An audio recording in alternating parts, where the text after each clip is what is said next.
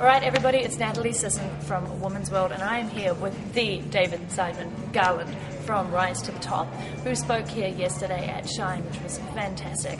And he was also talking about his new book, Smarter, Faster, Cheaper, which is brilliant. And I got to read it at the lunchroom yesterday, where it definitely wasn't smarter and faster, but it was certainly cheaper because they took 45 minutes, which is why I got to read this first chapter, and I got a refund on my lunch.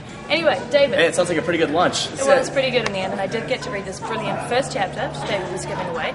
So you absolutely crushed the panel yesterday up on the stage with Ali Brown. Oh, thank you. How did you find that, by the way? You know, it was a lot of fun because it's really cool when you're on the stage with different personalities and different types of people, and you know, got to give credit to Ali, great event at Shine, bringing kind of a diverse opinions on social media. But I had a blast. I mean, I love talking about this stuff because I think it's just so much fun and useful, can really help people. So, I mean, I had an absolute blast on the panel. And so you much won the fun. hearts of many people. He did. He had some great jokes up there. I don't know about that. So I want to talk to you about your book. It's coming out December... It's 7th, so the actual release date, you never know. Sometimes it gets finicky and ships a little bit early, but December 7th is what I've been told. Okay, brilliant. And I want to know why you wrote the book. You know, it's a good question. I'm very passionate about writing, and there's a lot of books out there. And so I wanted to wait until I had the perfect concept, or not perfect, nothing's perfect, but something that I really thought was going to be not only on a personal level extremely fun and interesting to write, but more importantly something I could talk about for a long time and would help others. I mean, that's what I'm all about, is trying to help other, passionate entrepreneurs with their businesses. So the book has really encompassed 2+ years of interviews, human research, and experience, personal experience. And so I felt like it was important to write a book that wasn't all fluffy theory, and it wasn't all like, I'm awesome, do what I did, because that's what a lot of times. No bullshit guy right here. It's fantastic. That's like when a lot of books come out. Unfortunately, it's one way it's like fluffy theory or brag fest. And I said, well, I would rather make a book that's very practical, that draws on stories from others, but also personal experience. So kind of trying to bridge the middle. And I thought it was a very important book that needed to be written now. Yeah, definitely. And just reading through the first chapter, there's a lot of David's personality in here. As I said, no fluff, no bullshit, but great analogies. So just wanted to talk about, you had it up on stage yesterday talking about social media in particular. I know this is just not what this book is all about, but how it's not a one-night stand, it's a long-term relationship. Do you just want to expand on that? Probably one of my favorite analogies is a lot of people, when they're using social media or, whatever these tools that come out today, they equate it with the one-night stand, which is the fast sell, the quick sell, you're in and out, it's kind of hot and sexy, and you're gone. The problem with that is it doesn't work as a long-term strategy, because what ends up happening is, sure, some people may buy, maybe, but you're pissing off a lot of people by doing that. You're pissing off a lot of people. And instead, it's something that's a slow burn. It's a long-term relationship, something that becomes stronger over time. And it takes time and effort. And that's one of the things that, and obviously social media is one component here that's interesting, because it's really leveled the playing field between small entrepreneurs and massive brands. Yeah. And what's interesting, though, is that people are still trying the old push. It just doesn't fly. And it's engagement, right? It's a conversation. It's an online, offline relationship. Exactly. And it's not to say you can't market and promote on there. It's not to say that at all. It's just that there's a different etiquette, there's a different way about going about it, really focused on giving, but also receiving. So.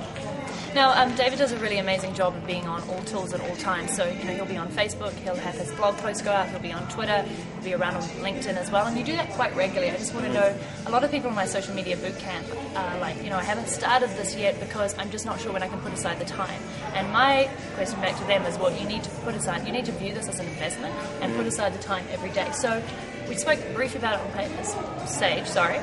Can't even speak whatever. This morning. Yeah. But, Vegas. Yeah, Vegas. And I didn't even go out last night. Yeah. So how much time do you spend per day, just to repeat, on these tools? And what are you doing? I think I would spend a couple hours a day usually on it, and it's kind of in and out. And I'm really, part of my strategy, what I use is I'm very heavily involved really in the morning. Yeah. I would say, is because I create a lot of content. I create content 5 days a week. I create 2 web shows a week, and then 3 blog posts, videos, other things like that. So I always have something to get out there, but I want to get in there and interact and do things like that as well. So I set a time. It's really a cup of coffee in the morning, making sure it gets out there, responding to comments. I think that interaction. But I'm going to use another relationship analogy here. You're going to appreciate it though. Yeah. You're going to appreciate it. Trust me. Is we all hear that one of the people that have not found their soulmate yet. Okay, and people go around and they date, but then they'll say, I don't have time. for Timmy or Kristen or whatever. I got to wash my hair. I got to do whatever. I don't have time for that. But then when they find the person, the number one, all of a sudden they have plenty of time. Yeah, all of a sudden, the schedule clears. And it's sort of like that with social media because traction takes a bit, right? But once you get going and you're like, you can start to see it over time. It's sort of like a weight loss program or anything, consistency, then it becomes, you're like, this makes 100% sense why I should be spending time on it. But you have to start. Yeah. And I think that's one of the critical things. And I would say I spend a couple hours a day. I check back in periodically. I jump in during lunch, but it's certainly not a case of sitting there 8 hours a day or anything like that. I think they get involved in the wrong things. They just get caught up in conversations that aren't doing anything for their business. Right, and a good test like that is an event like this, right? So when you go to an event like this, I still am putting content out or at somewhere, and a lot of people do that too, but you're like forced to be super brief with your interaction. So meaning maybe I won't get as much, but it really tests you, okay, if I only have 1 hour, Uno, you have paper cut there. How do I maximize that 1 hour? Like, what am I going to do for that 1 hour? Am I going to interact with people? Am I going to share some other people's content? Am I going to respond to comments, whatever it may be? I think just maximizing the time that you have, whatever it is the key. Yeah, and Ellie Brown spoke a lot yesterday about being strategic, and I think I'm usually pretty strategic, but there's always things that you can improve on. So really think about what your purpose is when you're on those social media sites and what the number one thing is that you want to achieve out of it. So back to your book, because this is what I got the paper cut from. It's that cutting edge. I just wanted to go over a couple of your shifts that you talk about in here, and maybe pick out a couple of the top ones that you think are really, really important for people to know about. Well, I think it was interesting that the book's kind of divided into 2 parts, and the first one is like you said, it's all about shifts that have happened in kind of the marketing and promoting world and how that mixes with entrepreneurship over, definitely the last decade, if not the last 5 years, and how that's been a complete game changer for business. One of my favorite ones, I mean, there's a lot of them, but is the whole idea of experimentation.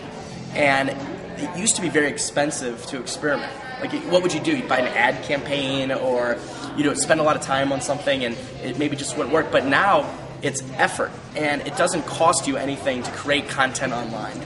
I mean, unless you're creating something super expensive. You can experiment what works and what you're comfortable with, as opposed to kind of back in the day where you had to, let's try out a radio campaign for $100,000. It might work, it might not, who knows. Now, you put up a bad video, the bad video police don't come in and say, your brand is ruined, buy it. It's a testing and experimental thing. And also, I think the number one thing that is important is that the values in marketing and promoting have changed because of the social web, because of the internet, because of how we're interacting with each other, where small businesses and entrepreneurs now have the advantage. The Davids, if you will, well, no pun intended, have the advantage over the Goliaths because we have the ability to get in there one-on-one with people and interact. Big brands struggle with that. I mean, do we really want to talk to a soap company one-on-one? I don't know, maybe if you're super into soap. But we do business with people we know, and social media is allowing us to do that. And that's just one of the big shifts that's happening, a couple of them in marketing and promoting. And it's also instant feedback, right? Which you never ever used to be able to get. You can try and fail again and get it right really, really quickly. Yeah, exactly. And you can just laser cut a lot of different things. And again, it's not all about social media. It's shifts that have happened sort of because of social media and how it's sort of changed the game. And I always like that too. It's sort of like having, one way to look at it is an advisory board in many cases. When you get something out there, someone will be like, that's terrible, it's great, but it doesn't, they don't have to send a letter via the Pony Express to get to you like back in the day. And it also allows for easy sharing and all that kind of stuff. And I think when you create something, you want it to spread. And this is creating it so it can be a good disease. So what's the one thing that you want people to get out of Smarter, Faster, Cheaper? Well, I think number one thing is to reapproach marketing. I really want this to be a big concept of a shift from being a sketchy product pusher, which is a lot like buy my product, buy my product, buy my product, buy my product, to what I call a trusted resource.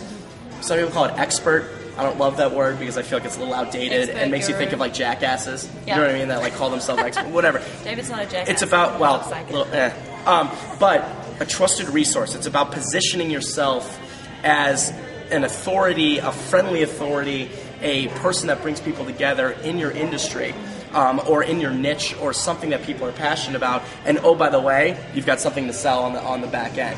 And it's about giving, and it's about creating free, interesting stuff, and it's about becoming a trusted resource. And I think that is what we're looking at as the future of marketing is really leading with yourself.